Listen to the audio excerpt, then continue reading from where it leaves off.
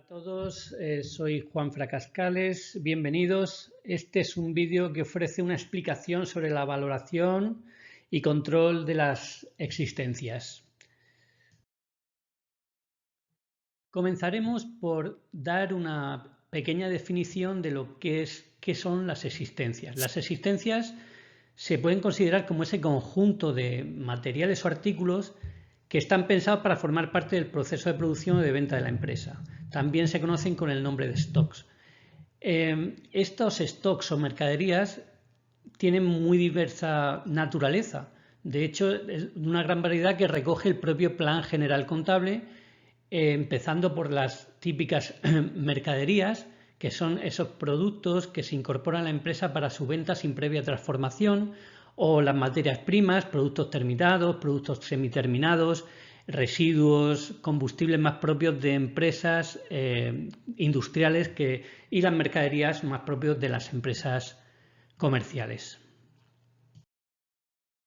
Comentaba anteriormente que la gran variedad de existencias dependía de la actividad de la propia empresa. Por eso, cuando la empresa es de carácter industrial, pues encontrábamos, decía, materias primas, productos en curso, productos terminados, productos semiterminados, residuos, combustibles, etc. Las mercaderías, que son más propias de empresas comerciales.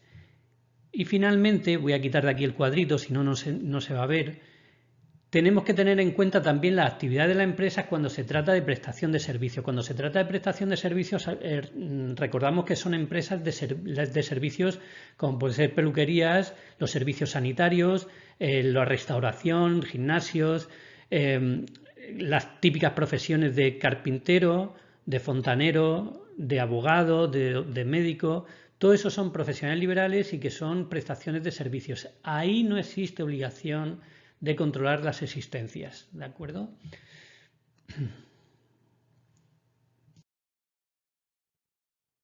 La valoración de las existencias son importantes. ¿Creéis que son importantes para la empresa?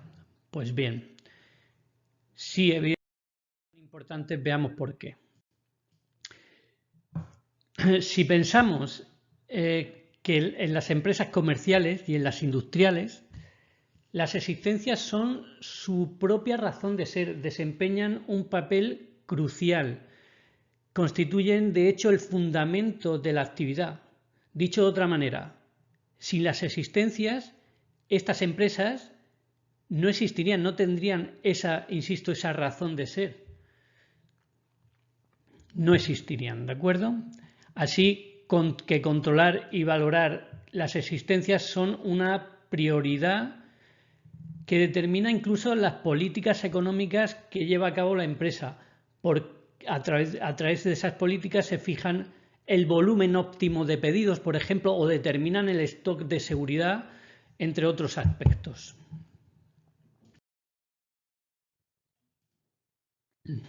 Otro aspecto que revela la importancia que tiene esta valoración y este control de existencias es cumplir con la legislación, tanto con la legislación fiscal como con el Plan General Contable, entre los que existe un vínculo prácticamente inseparable.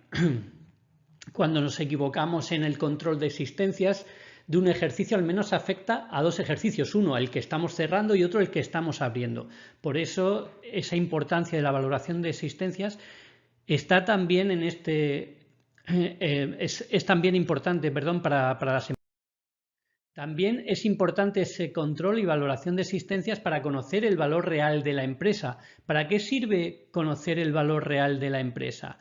Pues pensad, por ejemplo, a la hora de contratar un seguro. Si yo quiero contratar un seguro para mi empresa, para el almacén donde tengo esas existencias, no es lo mismo tener unas existencias por valor de 35.000 euros, que el seguro me va a cobrar una prima anual de X dinero, que tener un almacén con unas existencias con un valor de 10 millones de euros. Y a la hora de contratar ese seguro, evidentemente, no me van a cobrar lo mismo.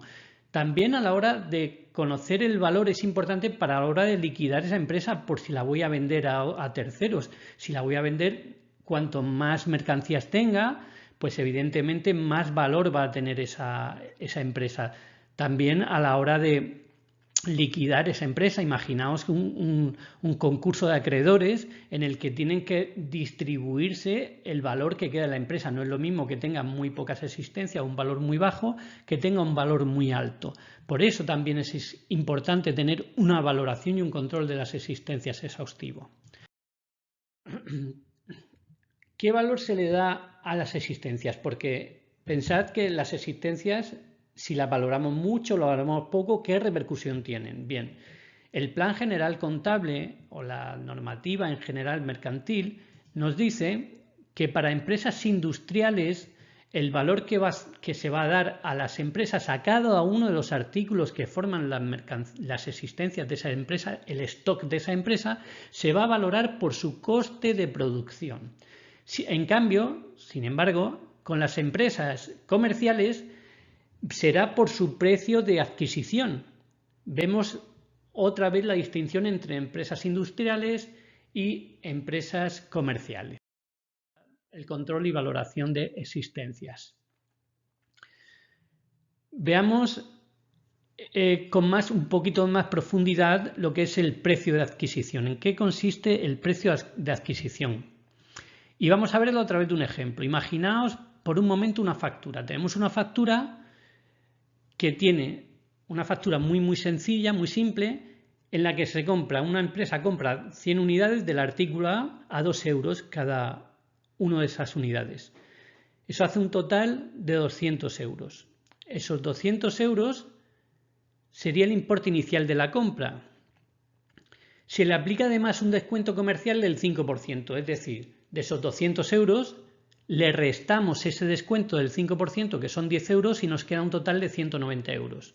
Y esa factura cuenta con un IVA del 21% sobre esos 190, lo que suma 39,40 euros más, totalizando la factura en 229,90. Bien, esos 200 euros, como decía, sería el importe inicial de la compra. Estos 190, este sería el importe aplicando el descuento y sobre el que obtenemos el precio de adquisición. Es decir, tenemos que obtener el precio de adquisición de esos 190 una vez que se ha aplicado el descuento. Lo que quiere decir que esos 190 entre los 100 artículos que hemos comprado nos daría un total de que cada unidad forma parte de nuestras existencias por un valor de 1,9 euros cada una de esas unidades. Y va a formar parte, va a entrar en nuestro inventario con ese 1,9 euros. Si os fijáis, evidentemente el IVA, esos 39,40 que forma parte del total de la factura y que podríamos pensar inicialmente que ese importe total se divide entre los 100 artículos para saber el coste unitario de adquisición, no se va a tener en cuenta. ¿Por qué va a ser eso? Pues porque el IVA, cuando es deducible, no va a suponer un gasto para la empresa, porque se le va a recaer finalmente en el consumidor final o la siguiente empresa que nos compra a nosotros. ¿De acuerdo? No es un gasto para la empresa, no forma parte, pues, de ese coste, de ese precio de adquisición del producto para la empresa. Veamos ahora, tengamos en cuenta, entonces, veamos el precio de adquisición. ¿Por qué estará formado? Estará formado por el precio inicial de esas mercancías, es decir, por los 2 euros que nos contaba en el ejemplo anterior, eran 100 unidades a 2 euros. Por esos 2 euros que costaba inicialmente el precio inicial, menos los descuentos. ¿Os acordáis que en el ejemplo era el 5%?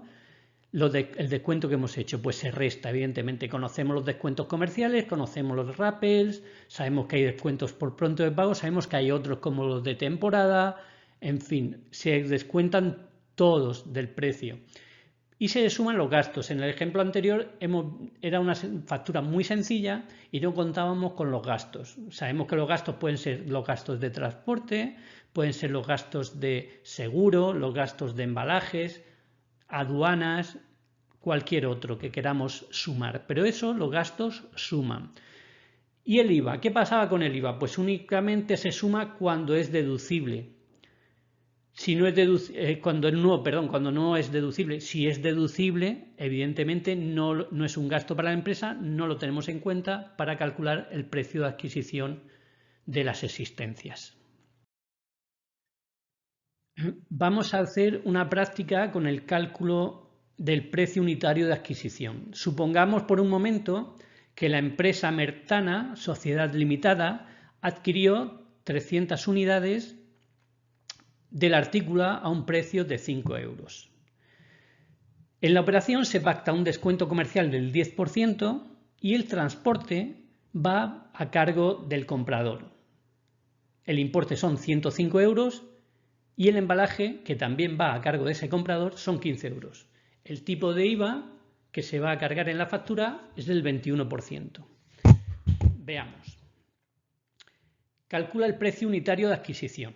Bien, el precio inicial, el importe de las 300 unidades por 5 euros es igual a 1.500. Si multiplicamos las 300 unidades por esos 5 euros, obtenemos 1.500 euros. Por otro lado, el descuento comercial nos dice el supuesto práctico, que es un 10%. Un 10% sobre 1.500. Si hacemos eso, supone un descuento de 150 euros. Aplicamos ese descuento y obtenemos el importe neto en 1.350 euros. Si sumamos los gastos, que hemos dicho que eran 105 euros de transporte y 15 euros de embalaje, suponen 120 euros que incrementará el precio del producto. El importe total lo tenemos en 1.470. Voy a quitar este cuadrito de aquí abajo, que me veo yo, para que se vea el importe. Como veis, esos 1.470, para calcular el coste unitario lo tengo que dividir por las 300 unidades que forman el pedido. Total, suman 4,9 euros el coste unitario. Es decir, la solución sería 4,9 euros es el precio del coste unitario. Esas 300 unidades van a pasar a formar parte de nuestras existencias una vez que le hemos hecho los descuentos y le hemos sumado los gastos. Y eso nos sale cada una de esas unidades del artículo A 4,9 euros. Y así se incorporará a nuestro inventario, cada una de esas unidades. Como veis, aquí el IVA no ha hecho aparición. Aunque el IVA nos decía el supuesto práctico que era el 21%, no lo hemos tenido en cuenta a la hora de calcular el precio unitario. ¿Y por qué? Porque si no nos dice nada el ejercicio, lo normal es que el IVA sea deducible. Y si es deducible, hemos dicho que no supone un coste para la empresa. Sigamos. Bien, vamos a hacer un resumen. Llegados a este punto, haremos un resumen de todo lo que hemos visto hasta ahora. Veamos. Las existencias o stock. Hemos visto que hay varios tipos. Hemos visto que hay mercaderías, que decíamos que las mercaderías las tratamos como bienes adquiridos por la empresa y destinados a la venta sin transformación, y que hemos dicho que eran propios de las empresas comerciales. Eso lo veremos. También hemos hablado de las materias primas, de los productos terminados, semiterminados, de residuos, de combustibles, de repuestos, hay diversidad de tipos de existencias. Decíamos que las mercaderías eran propias de empresas comerciales, mientras que el resto son más propias de empresas industriales. Por otro lado, también hemos hablado de la importancia que tienen las existencias o stocks. Hemos dicho que tenían importancia desde cara a la legislación tanto fiscal como el plan general contable, para el pago de los propios impuestos, porque nos va a afectar al resultado valorar las existencias de un modo por encima de su valor o por debajo de su valor. También para asegurar incluso el almacén de la empresa, o para conocer el valor de la empresa a la hora de una liquidación, de una venta. Por otro lado, también hemos hablado de la valoración de las existencias. Hemos hablado que se pueden valorar si eran para empresas comerciales por el precio de adquisición y si eran para empresas industriales por el coste de producción. Para el precio de adquisición hemos dicho que, para el cálculo de ese precio de adquisición, hemos dicho que los descuentos, que eran los comerciales, los de pronto pago, los rappel, otros como de temporada, los gastos, hemos dicho que los gastos son, como sabéis, transporte, los embalajes, los seguros, otros como puede ser aduana. Los descuentos hemos dicho que descontaban para calcular el precio unitario de coste del precio de adquisición, mientras que los gastos sumaban. ¿Y qué pasaba con el IVA? Pues el IVA había que preguntarse si deducía. ¿Deduce el IVA? Voy a quitar otra vez esto porque no va a dejar ver la presentación. Si deduce el IVA, sí, pues ni suma ni resta, no se tiene en cuenta el IVA. Si no dedujera el IVA, en el menor de los casos, pues si no deduce el IVA, porque estamos en una exención limitada, pues se considera gasto, por lo cual hay que sumarlo, como los otros gastos que hemos visto aquí, como todos estos gastos. Se sumaría. Bien.